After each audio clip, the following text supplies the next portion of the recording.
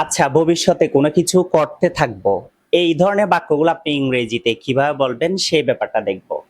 যদি বলি আমি ক্রিকেট খেলতে থাকবো, তাহলে হবে I will be playing cricket। যদি বলি তুমি ক্রিকেট খেলতে থাকবে, you will be playing cricket।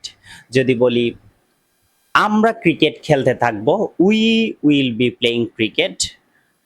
তারা ক্রিকেট খেলতে থাকবে, they will be playing cricket। Say cricket খেলতে থাকবে, he will be playing cricket।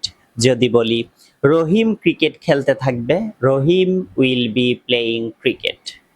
যদি ভার্বটা চেঞ্জ করেন নতুন সেন্টেন্স হয়ে যাবে। যদি বলি আমি ইংরেজি শিখতে থাকবো, I will be learning English। তুমি ইংরেজি শিখতে থাকবে, you will be learning English।